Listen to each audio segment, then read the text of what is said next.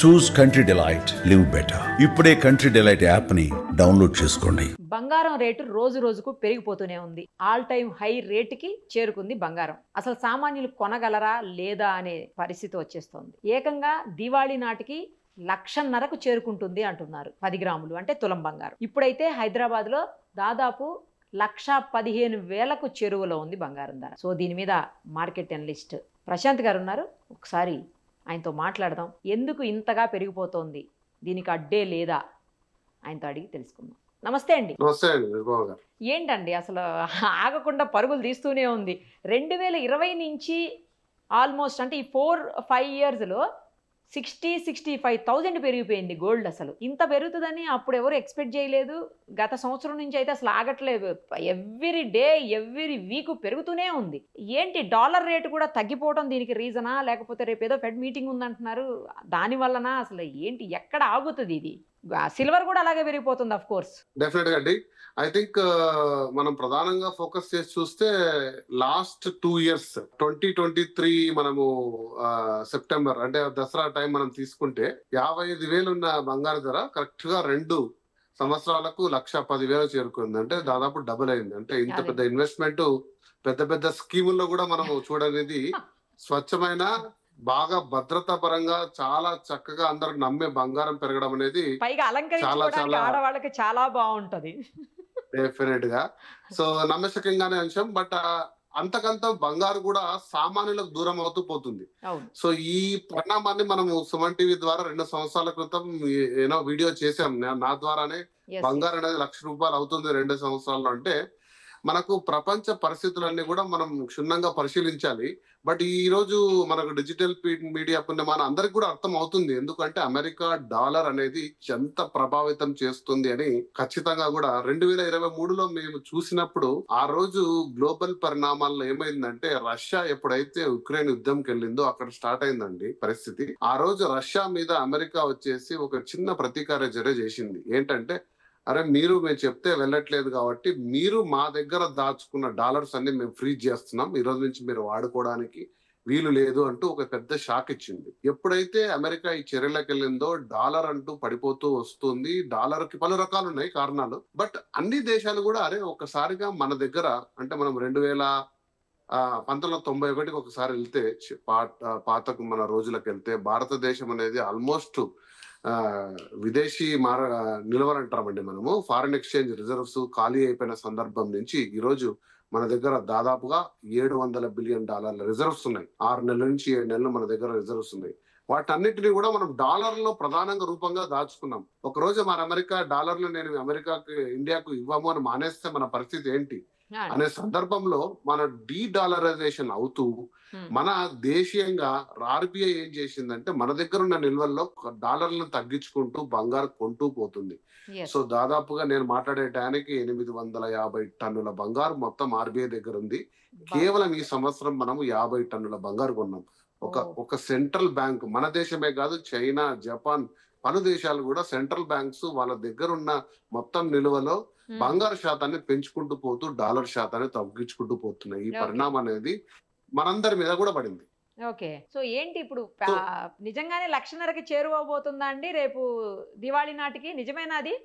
Definite గా అంటే మనం ఊహించింది ఏంటంటే 2026 డిసెంబర్ నాటికి 2 లక్షలుగా మనం అంచనా వేసాం. అంటే అన్ని పరిణామాలు చూసి.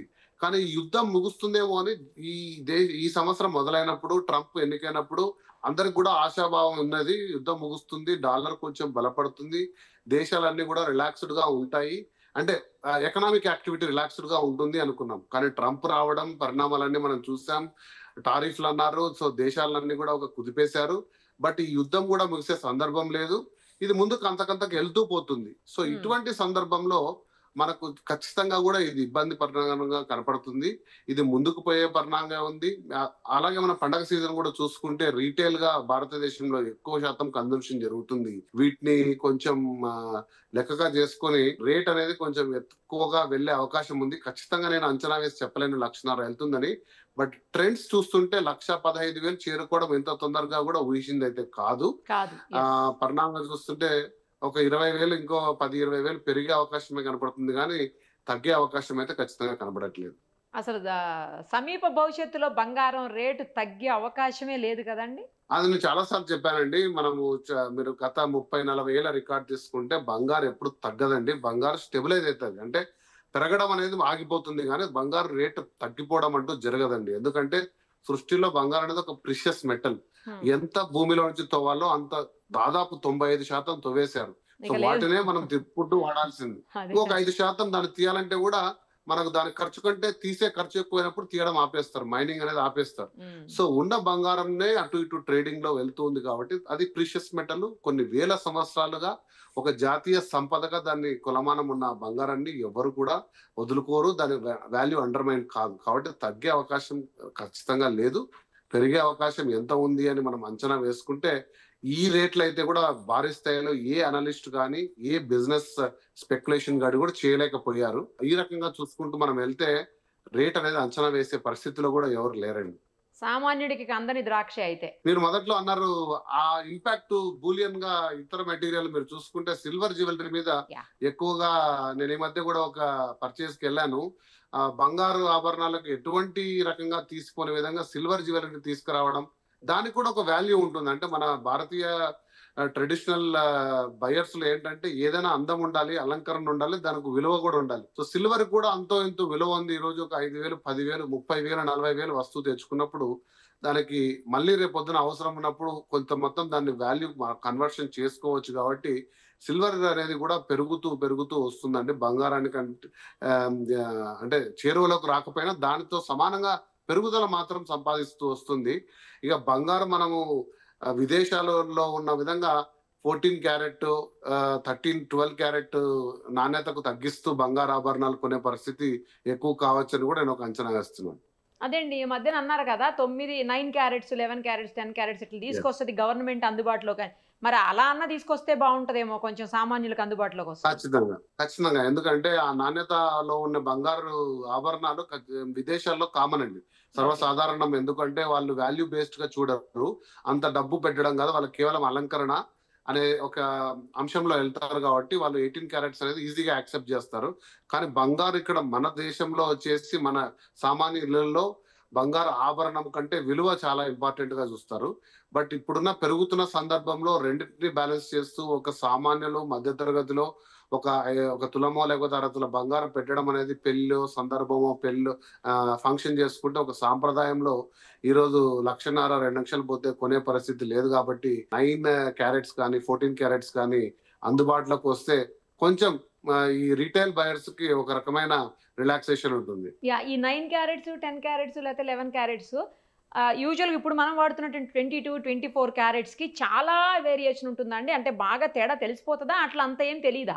పర్సెంటేజ్ అండి. ఇప్పుడు 22 క్యారెట్ అంటే 92.7% బంగారం. అంటే మీరు ఎప్పుడు ఆ బంగారాన్ని మీరు తీసుకున్నా అందులో 92.7% ప్యూర్ గోల్డ్ ఉంటుంది.